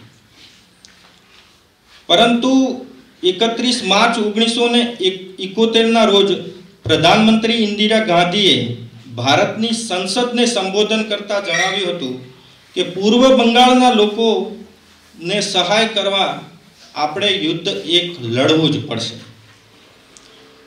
અને 29 જુલાઈ 1971ના રોજ ભારતની સંસદમાં પૂર્વ બંગાળના લોકોને સહાય કરવાની ઘોષણા રાજકીય રીતે થઈ ગઈ હતી. ભારતીય સૈન્યએ એની સાથે સાથે તૈયારી કરી હતી અને જૂનાગઢની આરજી હકુમતના તર્જ પર આપણે બાંગ્લાદેશમાં પણ મુક્તિ વાહિનીને તાલીમ આપી હતી. પરંતુ આ જે ઘટના બની ત્યારે ઇન્દિરા ગાંધીએ વિશ્વ સમક્ષ જવાનું નક્કી કર્યું કે ભાઈ ભારત એકલું માનવતાના આ યુદ્ધમાં શા માટે જાય. આખું જો વૈશ્વિક સમુદાય જો ભારતને સપોર્ટ કરે તો યુદ્ધ જીતવું આસાન બની જાય. અને પાકિસ્તાનમાં જે લોકો યાતનાઓ ભોગવી રહ્યા છે, લગભગ 7 કરોડ એ વખતે જનસંખ્યા હતી બાંગ્લાદેશની, અને આ 7 કરોડ લોકો ઉપર યાતના થતી હતી, તો એમાંથી એમને મુક્ત કરાવી શકાય. તેમણે આ પ્રસ્તાવ રાષ્ટ્રપતિ રિચર્ડ નિક્સનને મૂક્યો હતો કે ભારત આવું કરવા જઈ રહ્યું છે, તમારી શું ઈચ્છા છે? તો એમણે કહ્યું કે હમણાં 2 વર્ષ સુધી અમે પશ્ચિમ પાકિસ્તાનને સ્થિર રહેવા માંગીએ છીએ, જે સ્થિતિમાં છે ત્યાં એને ડિસ્ટર્બ કરવા માંગતા નથી. એ પછી ઇન્દિરા ગાંધીએ નક્કી કર્યું કે યુદ્ધ તો કરવું જ છે, અમેરિકા સાથ આપે કે ન આપે, અને યુદ્ધ ઘોષિત થયું. 23મી નવેમ્બર 1971ના રોજ પાકિસ્તાનના રાષ્ટ્રપતિ યાહ્યા ખાને પણ ત્યાંના સૈન્યને યુદ્ધ માટે તૈયાર રહેવા આદેશ આપ્યો. 3 ડિસેમ્બરને પાકિસ્તાની વાયુસેનાના વિમાને ભારતના અમૃતસર અને આગ્રા શહેર પર હુમલો કર્યો હતો. વાયુસેના પશ્ચિમ પાકિસ્તાન અને ભૂમિસેના પૂર્વ પાકિસ્તાન પર યુદ્ધ કર્યું હતું, અને જેમાં આપણા જે ભારતીય જાબાજોની જે રણનીતિ હતી તેની સામે પાકિસ્તાનને 12 દિવસમાં એનું 12મું દેખાડવામાં આવ્યું હતું. અને 13મા દિવસે 93,000 સૈનિકોને આપણે મુક્ત કર્યા હતા, અને એ પણ જગ્યા હતી ઢાકા ખાતેનું રામનના રેસકોર્સ મેદાન. ત્યાં પણ ભગવાન રામે નવા દેશને જન્મ અપાવ્યો, અને તે છે બાંગ્લાદેશ. તો આ રીતે આપણા સૈન્યએ બહાદુરીપૂર્વક આ જીત અપાવી. રાજકીય રીતે પણ તમે પાકિસ્તાનની જે અત્યારે જે અફઘાનિસ્તાનમાં જે અડપલા કરે છે ને, અફઘાનિસ્તાનની સ્થિરતા માટે ભારતે ખૂબ પ્રયત્નો કર્યા હતા. અફઘાનિસ્તાનના સંપૂર્ણ શાસકો ભારતની આજે મદદ લઈ અને સ્થિર થતા હતા, અને તેમ છતાં આજે પણ જે પાકિસ્તાનની દાનત છે એ અફઘાનિસ્તાનમાં આપણે સ્પષ્ટ જોઈ શકીએ છીએ. તાલિબાનોને મદદ કરવી, એ પછી ત્યાંના લોકોને હેરાન કરવા, યાતનાઓ આપવી, આ જે માનવતા વિરોધી જે એમની દાનતો છે એ ક્યાંક ને ક્યાંક સમગ્ર વિશ્વ હવે જાણી ગયું છે. અને એટલા માટે જ પાકિસ્તાન અત્યારે કહે છે કે ભારતે અમને માર્યું.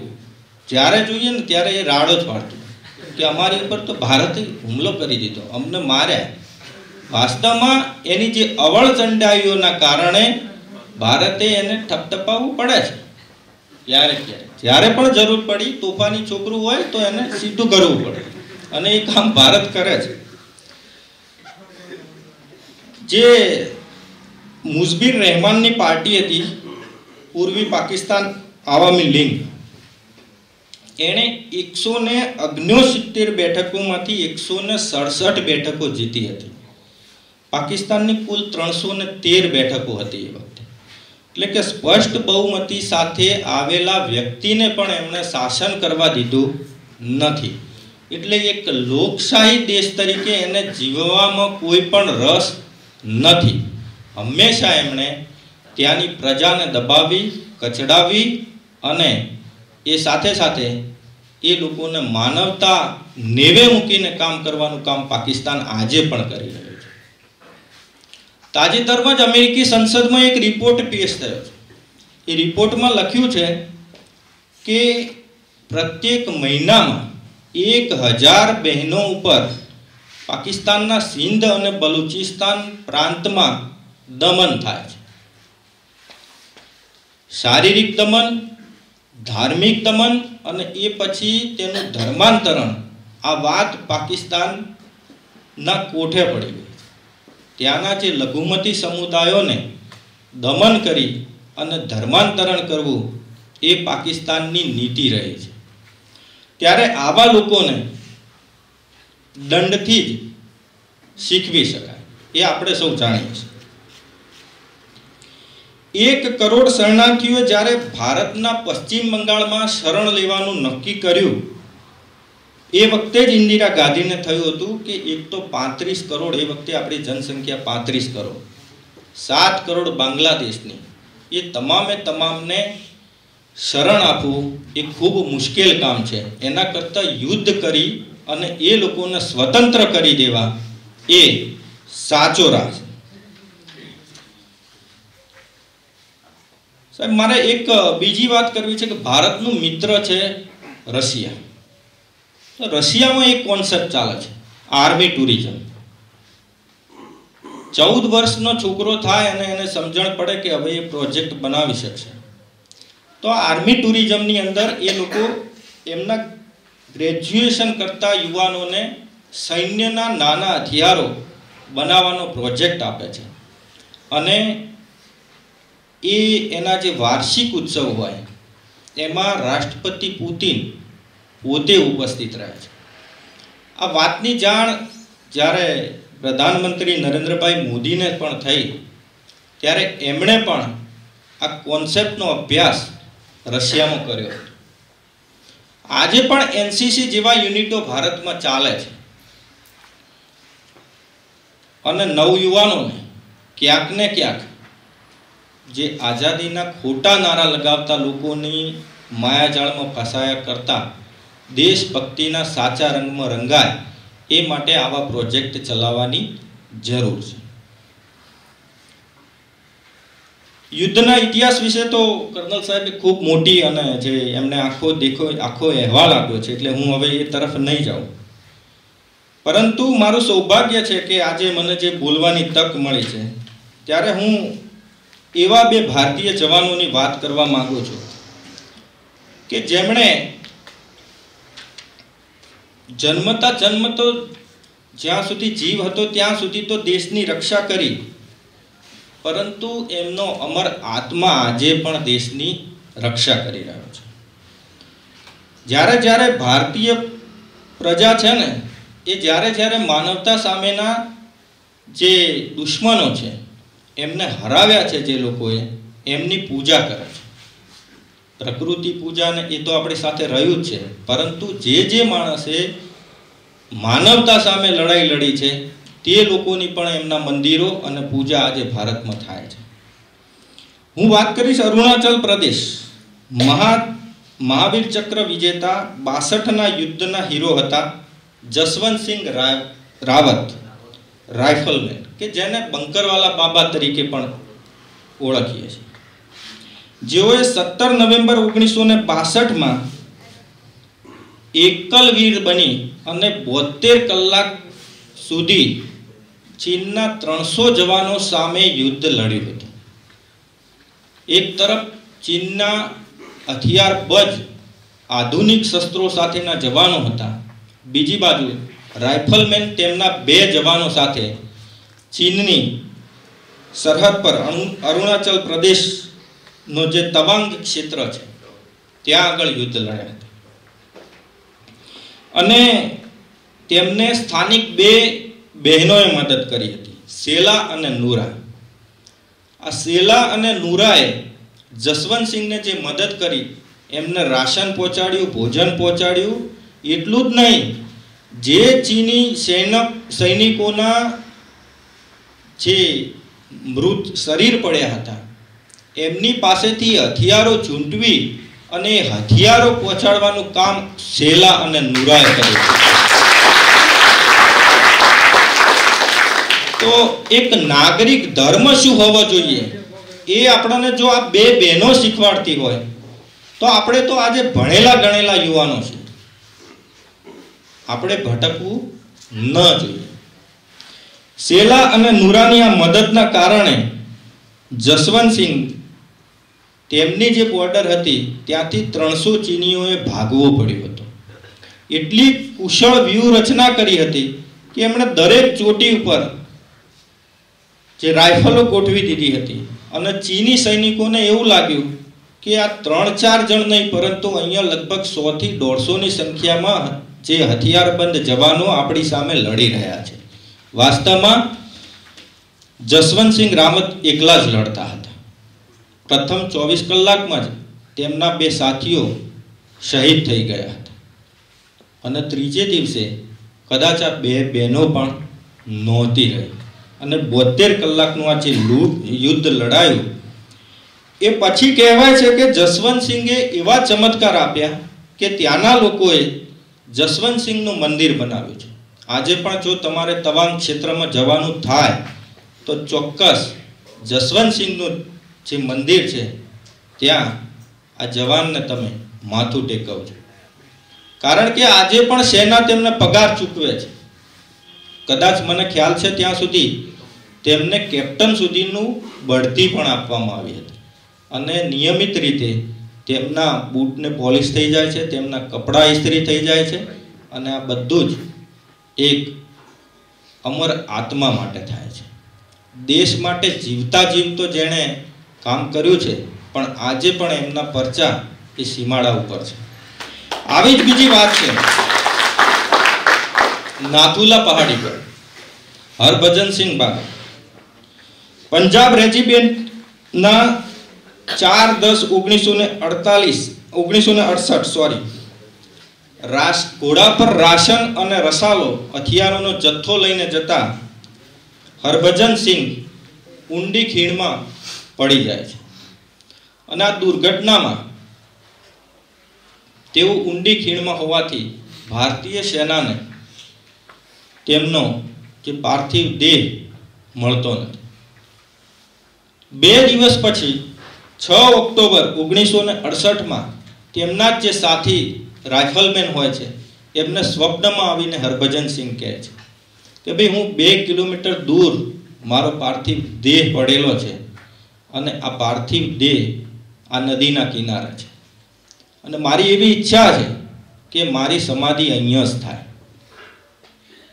આ વાત સેનાનો જવાન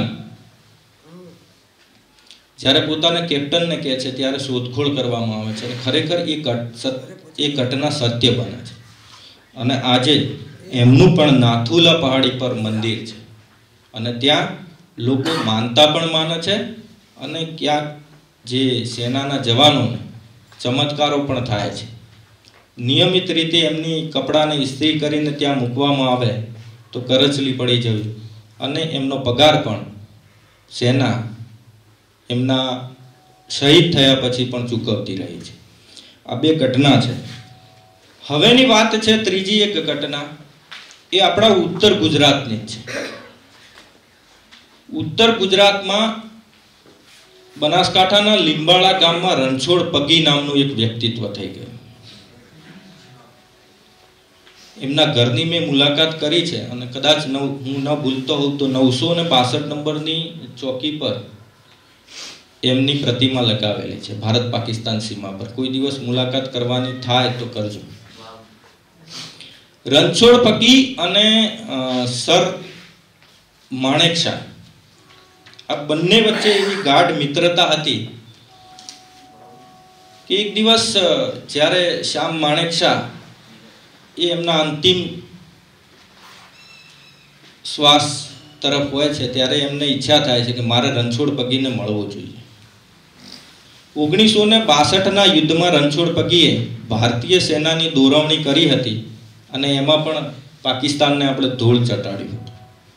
1965માં પણ એમણે મદદ કરી હતી અને 1999ની અંદર જે કરગિલ યુદ્ધ થયું ત્યારે પણ એવી સંભાવનાઓ દેખાઈ કે કદાચ પાકિસ્તાનના સીમાડા પાટણ, બનાસકાંઠા અને એ સાથે જોડાયેલા છે ત્યારે પણ તેમણે આ બોર્ડર પર એમની જે કળા હતી પગ જોઈ અને નિરીક્ષણ કરવાની એ પરથી કહ્યું હતું કે કદાચ અહીંથી યુદ્ધ પાકિસ્તાન એવી ગુસ્તાખી નહીં કરે, અહીંથી ઘૂસણખોરી કરે અને એ વાત પણ સાચી પડી. તો જ્યારે સર માણેકશા એમને બોલાવવા મોકલે છે કે મારે રણછોડ પગીને મળવું છે ત્યારે સેનાનું હેલિકોપ્ટર લીંબાળા ગામ આવી પહોંચે છે અને રણછોડ પગીને કહે છે કે તમને લઈ જવાના છે. હેલિકોપ્ટર ટેક ઓફ થાય છે અને ત્યારે જ રણછોડ પગીને યાદ આવે છે કે સાહેબ બોલાવતા હોય અને મારી જોડે તો બીજું કશું છે નહીં પરંતુ એમને ડુંગળી અને રોટલો બહુ પ્રિય છે. આ એમના દીકરાએ મને મારે જે દૂરદર્શન સાથેના ઇન્ટરવ્યુમાં શેર કરેલી વાત છે. ત્યારે ઉપરથી એમણે કેપ્ટનને કહ્યું કે ભાઈ મારી એક વસ્તુ રહી ગઈ છે અને મારે નીચે ઉતરવું જ પડશે, નહીં તો મને સર માણેકશા સર લડશે. એ ઉપરથી નીચે હેલિકોપ્ટર આવે છે, ઘરેથી એ ડુંગળીની ગોઠિયા અને જે બાજરીનો રોટલો લઈ અને જાય છે. અને છેલ્લે પણ સર માણેકશા સાથે જે વાત થાય છે ને, એ ખરેખર એમની જે ચિંતા હોય છે ભારતીયો માટે અને માનવતા માટેની, એ અત્યારે શબ્દોમાં વર્ણવી શકાય એવી નહોતી. આજના દિને મારે 10 જે પરમવીર ચક્ર વિજેતા 1971ના વિજેતા હતા એમને યાદ કરવા જ રહ્યા. આ જે નાયકો છે એ એમના નામ ભાવિ પેઢી સુધી પહોંચવા જોઈએ. એમાં છે row chief R.N. CoV sir, સાહેબ માણેકશા કે એ વખતે જે સેના અધ્યક્ષ હતા, commander lieutenant general Jagdish Singh, lieutenant general Indrajit Singh, Jacob lieutenant general, Sujan Singh કે જેઓ રોગની વિશિષ્ટ સેનાના બ્રિગેડિયર હતા, હોશિયારસિંહ મેજર હતા, અલ્બર્ટ એક્કા લાન્સ નાયક, Arun Khetrapal lieutenant, નિર્મલજીતસિંહ flying officer હતા. અને સાથે સાથે આપણા જે ગુમનામ હીરો છે 54 જે આપણા વીરો છે કે જે હજુ સુધી ભારતની ધરતી પર આવી નથી શકે, એમને પણ આપણે લાવવા માટે ચોક્કસ આપણી સરકારો ઉપર દબાણ કરીશું. એ જે પણ સ્થિતિમાં હોય ત્યાં સારી પરિસ્થિતિમાં જ હોય એવી આપણે પ્રાર્થના કરીએ. અને આ જવાનો માટે હું કહીશ कि हिम्मत से तो तूफान भी घबराते हैं, कोशिशों से अक्सर पत्थर भी पिघल जाते हैं, जो रोज नई आंधियों से टकराते हैं वही जग में सुदृश्य पाते हैं, और वो भारतीय जवान भारतीय सेना में जो काम कर रहे हैं वो जवान हैं. लहू वतन के शहीदों का रंग लाया है, उछल रहा है जमाने में, नाम है हमारी आजादी. है मातृभूमि तेरी जय हो, सदा विजय हो, प्रत्येक भक्त तेरा सुख शांति क्रांतिमय हो. राम प्रसाद बिस्मिल ने कहेली बात है 1900 ने જે આપણા સ્વતંત્ર વીર થઈ ગયા એમની વાત છે. અને એ સાથે જ હું છેલ્લે કહીશ कि मेरे प्यारे वीर जवान, आपकी वतन परस्ती, आपकी कर्तव्य निष्ठा और आप में बलिदान की जो भावना है उसे मैं सत सत नमन करता हूँ. हम अपने घरों में चैन से सो सकते हैं क्योंकि सीमा पर आप जागते हो, आप जागते हो. जय हिंद, जय मां भारत. हुई रहा है लगभग 7 करोड़ એ વખતે જનસંખ્યા હતી બાંગ્લાદેશની, અને આ 7 કરોડ લોકો ઉપર યાતના થતી હતી, તો એમાંથી એમને મુક્ત કરાવી શકાય. તેમણે આ પ્રસ્તાવ રાષ્ટ્રપતિ રિચર્ડ નિક્સનને મૂક્યો હતો કે ભારત આવું કરવા જઈ રહ્યું છે, તમારી શું ઈચ્છા છે?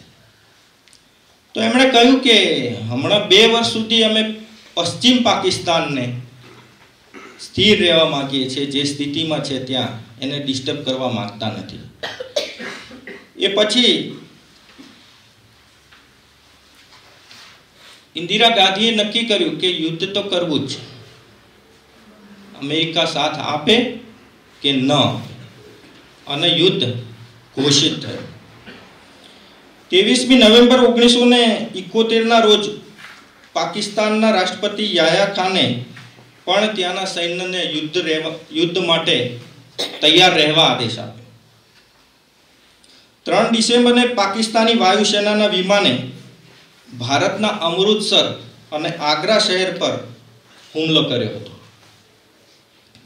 વાયુસેના પશ્ચિમ પાકિસ્તાન અને ભૂમિસેના પૂર્વ પાકિસ્તાન પર યુદ્ધ કર્યું હતું, અને જેમાં આપણા જે ભારતીય જાબાજોની જે રણનીતિ હતી તેની સામે પાકિસ્તાનને 12 દિવસમાં એનું 12મું દેખાડવામાં આવ્યું હતું. 13મા દિવસે 93,000 સૈનિકોને આપણે મુક્ત કર્યા હતા અને એ પણ જગ્યા હતી ઢાકા ખાતેનું રામનના રેસકોર્સ મેદાન. ત્યાં પણ ભગવાન રામે નવા દેશને જન્મ અપાવ્યો અને તે છે બાંગ્લાદેશ. તો આ રીતે આપણા સૈન્ય બહાદુરી પૂર્વક આ જીત અપાવી. રાજકીય રીતે પણ તમે પાકિસ્તાનની જે અત્યારે જે અફઘાનિસ્તાનમાં જે અડપલા કરે છે ને, અફઘાનિસ્તાનની સ્થિરતા માટે ભારતે ખૂબ પ્રયત્નો કર્યા હતા. અફઘાનિસ્તાનના સંપૂર્ણ શાસકો ભારતની આજે મદદ લઈ અને સ્થિર થતા હતા અને તેમ છતાં આજે પણ જે પાકિસ્તાનની દાનત છે એ અફઘાનિસ્તાનમાં આપણે સ્પષ્ટ જોઈ શકીએ છીએ. તાલિબાનોને મદદ કરવી, એ પછી ત્યાંના લોકોને હેરાન કરવા, યાતનાઓ આપવી, આ જે માનવતા વિરોધી જે એમની દાનતો છે એ ક્યાંક ને ક્યાંક સમગ્ર વિશ્વ હવે જાણી ગયું છે. અને એટલા માટે જ પાકિસ્તાન અત્યારે કહે છે કે ભારતે અમને માર્યું. જ્યારે જોઈએ ને ત્યારે એ રાડો જ પાડતું કે અમારી ઉપર તો ભારતે હુમલો કરી દીધો, અમને માર્યા. વાસ્તવમાં એની જે અવળચંડાઈઓના કારણે ભારતે એને ઠપઠપાવવું પડે છે. જ્યારે પણ જરૂર પડી તોફાની છોકરું હોય તો એને સીધું કરવું પડે અને એ કામ ભારત કરે છે. જે મુઝબિર રહેમાનની પાર્ટી હતી પૂર્વી પાકિસ્તાન આવામી લીગ, એણે 169 બેઠકોમાંથી 167 બેઠકો જીતી હતી. પાકિસ્તાનની કુલ 313 બેઠકો હતી એ વખતે. એટલે કે સ્પષ્ટ બહુમતી સાથે આવેલા વ્યક્તિને પણ એમણે શાસન કરવા દીધું નથી. એટલે એક લોકશાહી દેશ તરીકે એને જીવવામાં કોઈ પણ રસ નથી. હંમેશા એમણે ત્યાંની પ્રજાને દબાવી, કચડાવી અને એ સાથે સાથે એ લોકોને માનવતા નેવે મૂકીને કામ કરવાનું કામ પાકિસ્તાન આજે પણ કરી રહ્યું છે. તાજેતરમાં જ અમેરિકી સંસદમાં એક રિપોર્ટ પેશ થયો છે. એ રિપોર્ટમાં લખ્યું છે કે પ્રત્યેક મહિનામાં 1000 બહેનો ઉપર પાકિસ્તાનના સિંધ અને બલુચિસ્તાન પ્રાંતમાં દમન થાય છે. શારીરિક દમન, ધાર્મિક દમન અને એ પછી તેનું ધર્માંતરણ. આ વાત પાકિસ્તાનના કોઠે પડી ગઈ. ત્યાંના જે લઘુમતી સમુદાયોને દમન કરી અને ધર્માંતરણ કરવું એ પાકિસ્તાનની નીતિ રહી છે. ત્યારે આવા લોકોને દંડથી જ શીખવી શકાય એ આપણે સૌ જાણીએ છીએ. 1 કરોડ શરણાર્થીઓ જ્યારે ભારતના પશ્ચિમ બંગાળમાં શરણ લેવાનું નક્કી કર્યું એ વખતે જ ઇન્દિરા ગાંધીને થયું હતું કે એક તો 35 કરોડ, એ વખતે આપણી જનસંખ્યા 35 કરોડ, 7 કરોડ બાંગ્લાદેશની, એ તમામને શરણ આપવું એ ખૂબ મુશ્કેલ કામ છે. એના કરતાં યુદ્ધ કરી અને એ લોકોને સ્વતંત્ર કરી દેવા એ સાચો રાહ છે. સાહેબ, મારે એક બીજી વાત કરવી છે કે ભારતનું મિત્ર છે રશિયા. તો રશિયામાં એક કોન્સેપ્ટ ચાલે છે, આર્મી ટુરિઝમ. 14 વર્ષનો છોકરો થાય અને એને સમજણ પડે કે હવે એ પ્રોજેક્ટ બનાવી શકશે, તો આર્મી ટુરિઝમની અંદર એ લોકો એમના ગ્રેજ્યુએશન કરતા યુવાનોને સૈન્યના નાના હથિયારો બનાવવાનો પ્રોજેક્ટ આપે છે. અને એ એના જે વાર્ષિક ઉત્સવ હોય એમાં રાષ્ટ્રપતિ પુતિન પોતે ઉપસ્થિત રહે છે. આ વાતની જાણ જ્યારે પ્રધાનમંત્રી નરેન્દ્રભાઈ મોદીને પણ થઈ ત્યારે એમણે પણ આ કોન્સેપ્ટનો અભ્યાસ રશિયામાં કર્યો હતો. આજે પણ એનસીસી જેવા યુનિટો ભારતમાં ચાલે છે અને નવયુવાનોને ક્યાંક ને ક્યાંક જે આઝાદીના ખોટા નારા લગાવતા લોકોની માયાજાળમાં ફસાયા કરતા દેશભક્તિના સાચા રંગમાં રંગાય એ માટે આવા પ્રોજેક્ટ ચલાવવાની જરૂર છે. યુદ્ધના ઇતિહાસ વિશે તો કર્નલ સાહેબે ખૂબ મોટી અને જે એમને આખો અહેવાલ આપ્યો છે, એટલે હું હવે એ તરફ નહીં જાઉં. પરંતુ મારું સૌભાગ્ય છે કે આજે મને જે બોલવાની તક મળી છે, ત્યારે હું એવા બે ભારતીય જવાનોની વાત કરવા માંગુ છું કે જેમણે જન્મતો જ્યાં સુધી જીવ હતો ત્યાં સુધી તો દેશની રક્ષા કરી, પરંતુ એમનો અમર આત્મા આજે પણ દેશની રક્ષા કરી રહ્યો છે. જ્યારે જ્યારે ભારતીય પ્રજા છે ને, એ જ્યારે માનવતા સામેના જે દુશ્મનો છે એમને હરાવ્યા છે, જે લોકોએ એમની પૂજા કરે છે. પ્રકૃતિ પૂજાને એ તો આપણી સાથે રહ્યું જ છે, પરંતુ જે માણસે માનવતા સામે લડાઈ લડી છે તે લોકોની પણ એમના મંદિરો અને પૂજા આજે ભારતમાં થાય છે. હું વાત કરીશ અરુણાચલ પ્રદેશ.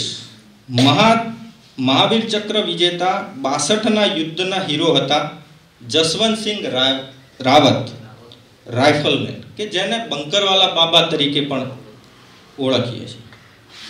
જેઓએ 17 નવેમ્બર 1962માં એકલ વીર બની અને 72 કલાક સુધી ચીનના 300 જવાનો સામે યુદ્ધ લડ્યું હતું. એક તરફ ચીનના હથિયારબંધ આધુનિક શસ્ત્રો સાથેના જવાનો હતા, બીજી બાજુ રાઇફલમેન તેમના 2 જવાનો સાથે ચીનની સરહદ પર અરુણાચલ પ્રદેશનો જે તવાંગ ક્ષેત્ર છે ત્યાં આગળ યુદ્ધ લડ્યા હતા. અને તેમને સ્થાનિક 2 બહેનોએ મદદ કરી હતી, સેલા અને નૂરા. આ સેલા અને નૂરાએ જસવંતસિંહને જે મદદ કરી, એમને રાશન પહોંચાડ્યું, ભોજન પહોંચાડ્યું. એટલું જ નહીં, જે ચીની સૈનિકોના જે મૃત શરીર પડ્યા હતા એમની પાસેથી હથિયારો ઝૂંટવી અને હથિયારો પહોંચાડવાનું કામ સેલા અને નૂરાએ કર્યું. તો એક નાગરિક ધર્મ શું હોવો જોઈએ એ આપણને જો આ 2 બહેનો શીખવાડતી હોય તો આપણે તો આજે ભણેલા ગણેલા યુવાનો છે, આપણે ભટકવું ન જોઈએ. સેલા અને નૂરાની આ મદદના કારણે જસવંતસિંહ તેમની જે બોર્ડર હતી ત્યાંથી 300 ચીનીઓએ ભાગવો પડ્યો હતો. એટલી કુશળ વ્યૂહરચના કરી હતી કે એમણે દરેક ચોટી ઉપર જે રાઇફલો ગોઠવી દીધી હતી અને ચીની સૈનિકોને એવું લાગ્યું કે આ 3-4 જણ નહીં, પરંતુ અહીંયા લગભગ 100 થી 150ની સંખ્યામાં જે હથિયારબંધ જવાનો આપણી સામે લડી રહ્યા છે. વાસ્તવમાં જસવંતસિંહ રાવત એકલા જ લડતા હતા. પ્રથમ 24 કલાકમાં જ તેમના 2 સાથીઓ શહીદ થઈ ગયા હતા અને ત્રીજે દિવસે કદાચ આ 2 બહેનો પણ નહોતી રહી. અને 72 કલાકનું આ જે યુદ્ધ લડાયું એ પછી કહેવાય છે કે જસવંતસિંહે એવા ચમત્કાર આપ્યા કે ત્યાંના લોકોએ જસવંતસિંહનું મંદિર બનાવ્યું છે. આજે પણ જો તમારે તવાંગ ક્ષેત્રમાં જવાનું થાય તો ચોક્કસ જસવંતસિંહનું જે મંદિર છે ત્યાં આ જવાનને તમે માથું ટેકવજો, કારણ કે આજે પણ સેના તેમને પગાર ચૂકવે છે. કદાચ મને ખ્યાલ છે ત્યાં સુધી તેમને કેપ્ટન સુધીનું બઢતી પણ આપવામાં આવી હતી અને નિયમિત રીતે તેમના બૂટને પોલિશ થઈ જાય છે, તેમના કપડાં ઇસ્ત્રી થઈ જાય છે અને આ બધું જ એક અમર આત્મા માટે થાય છે. દેશ માટે જીવતા જીવતો જેણે કામ કર્યું છે, પણ આજે પણ એમના પરચા એ સીમાડા ઉપર છે. આવી જ બીજી વાત છે નાથુલા પહાડી પર હરભજનસિંહ બાગ, પંજાબ રેજિમેન્ટના 4/10/1968 ઘોડા પર રાશન અને રસાલો હથિયારોનો જથ્થો લઈને જતા હરભજનસિંહ ઊંડી ખીણમાં પડી જાય છે અને આ દુર્ઘટનામાં તેઓ ઊંડી ખીણમાં હોવાથી ભારતીય સેનાને તેમનો જે પાર્થિવ દેહ મળતો નથી. 2 દિવસ પછી 6 ઓક્ટોબર 1968 તેમના જ જે સાથી રાઇફલમેન હોય છે એમને સ્વપ્નમાં આવીને હરભજનસિંહ કહે છે કે ભાઈ હું 2 કિલોમીટર દૂર મારો પાર્થિવ દેહ પડેલો છે અને આ પાર્થિવ દેહ આ નદીના કિનારે છે અને મારી એવી ઈચ્છા છે કે મારી સમાધિ અહીંયા જ થાય. આ વાત સેનાનો જવાન જ્યારે પોતાના કેપ્ટનને કહે છે ત્યારે શોધખોળ કરવામાં આવે છે અને ખરેખર એ ઘટના સત્ય બને છે. અને આજે એમનું પણ નાથુલા પહાડી પર મંદિર છે અને ત્યાં લોકો માનતા પણ માને છે અને ક્યાંક જે સેનાના જવાનોને ચમત્કારો પણ થાય છે. નિયમિત રીતે એમની કપડાને ઇસ્ત્રી કરીને ત્યાં મૂકવામાં આવે તો કરચલી પડી જવી અને એમનો પગાર પણ સેના એમના શહીદ થયા પછી પણ ચૂકવતી રહી છે. આ 2 ઘટના છે.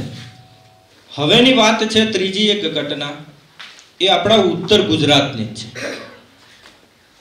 ઉત્તર ગુજરાતમાં બનાસકાંઠાના લીંબાળા ગામમાં રણછોડ પગી નામનું એક વ્યક્તિત્વ થઈ ગયું. એમના ઘરની મેં મુલાકાત કરી છે અને કદાચ હું ન ભૂલતો હોઉં તો 962 નંબરની ચોકી પર એમની પ્રતિમા લગાવેલી છે ભારત પાકિસ્તાન સીમા પર. કોઈ દિવસ મુલાકાત કરવાની થાય તો કરજો. રણછોડ પગી અને સર માણેકશા આ બંને વચ્ચે એવી ગાઢ મિત્રતા હતી કે એક દિવસ જ્યારે શ્યામ માણેકશા એ એમના અંતિમ શ્વાસ તરફ હોય છે ત્યારે એમને ઈચ્છા થાય છે કે મારે રણછોડ પગીને મળવું જોઈએ. 1962ના યુદ્ધમાં રણછોડ પગીએ ભારતીય સેનાની દોરવણી કરી હતી અને એમાં પણ પાકિસ્તાનને આપણે ધૂળ ચટાડ્યું હતું.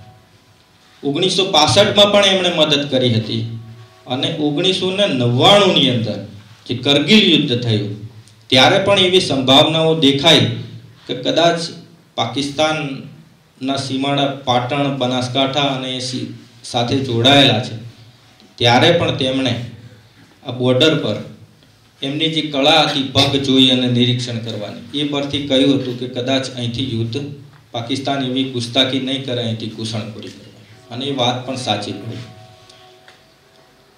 તો જ્યારે સર માણેકશા એમને બોલાવવા મોકલે છે કે મારે રણછોડ પગીને મળવું છે ત્યારે સેનાનું હેલિકોપ્ટર લીંબાળા ગામ આવી પહોંચે છે અને રણછોડ પગીને કહે છે કે તમને લઈ જવાના છે. હેલિકોપ્ટર ટેક ઓફ થાય છે અને ત્યારે જ રણછોડ પગીને યાદ આવે છે કે સાહેબ બોલાવતા હોય અને મારી જોડે તો બીજું કશું છે નહીં, પરંતુ એમને ડુંગળી અને રોટલો બહુ પ્રિય છે. આ એમના દીકરાએ મને મારે જે દૂરદર્શન સાથેના ઇન્ટરવ્યુમાં શેર કરેલી વાત છે. ત્યારે ઉપરથી એમણે કેપ્ટનને કહ્યું કે ભાઈ મારી એક વસ્તુ રહી ગઈ છે અને મારે નીચે ઉતરવું જ પડશે, નહીં તો મને સર માણેકશા સર લડશે. એ ઉપરથી નીચે હેલિકોપ્ટર આવે છે, ઘરેથી એ ડુંગળીની ગોઠિયા અને જે બાજરીનો રોટલો લઈ અને જાય છે અને છેલ્લે પણ સર માણેકશા સાથે જે વાત થાય છે ને એ ખરેખર એમની જે ચિંતા હોય છે ભારતીયો માટે અને માનવતા માટેની એ અત્યારે શબ્દોમાં વર્ણવી શકાય એવી નહોતી.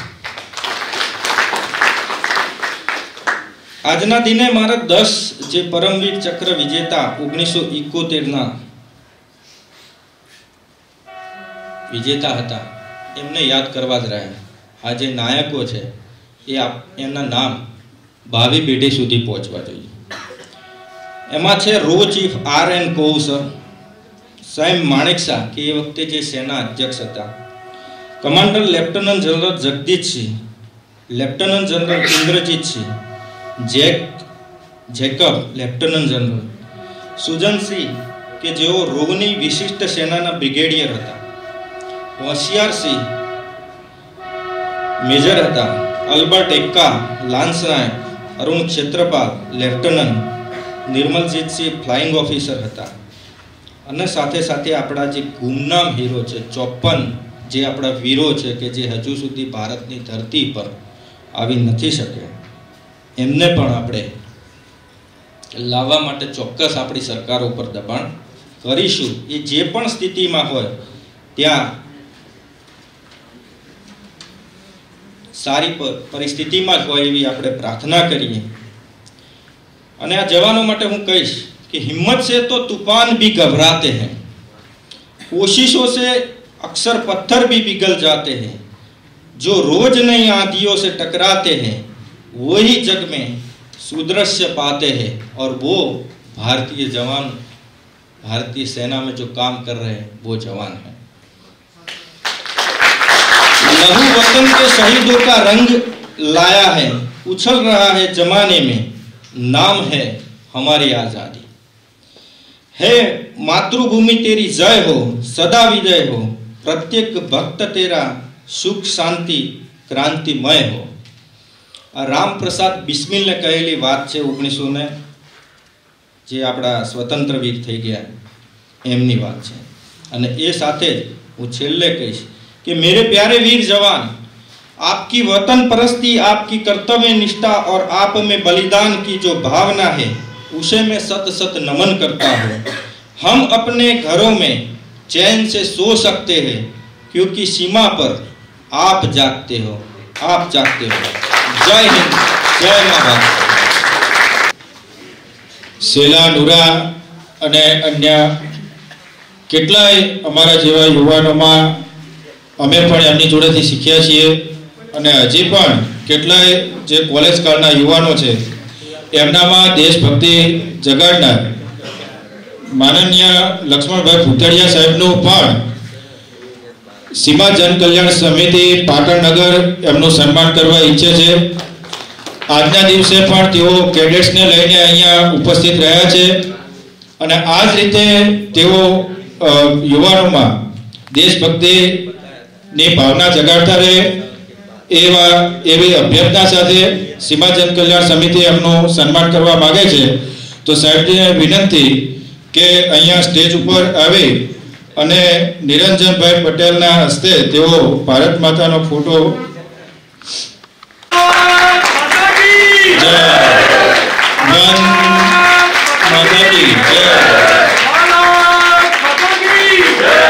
કલ્યાણ સમિતિ પાટણનગર સન્માન કરવા ઈચ્છે છે તો એમનું પણ પત્ર આપી અને કરે.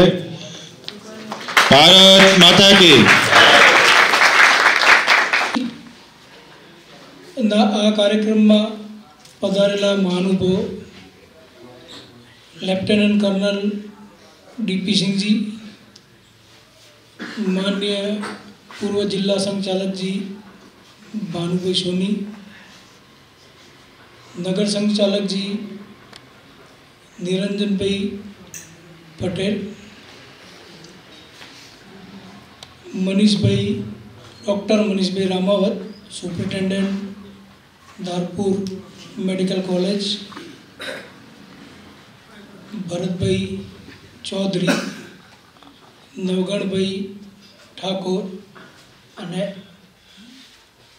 लक्ष्मण भाई भूतड़िया साहेब, रमेश भाई चौधरी, एनसीसी ना कैडेट्स, आप पधारेला महानुभावो, पत्रकार मित्रों, सीमाजन कल्याण समिति वती आ विजय दिवसना उत्सव में आप सहभागी बन्या ते बदल आपनो खूब खूब आभार. भारत माता की जय. આપણે સૌ સાથે મળીને ગઈશું.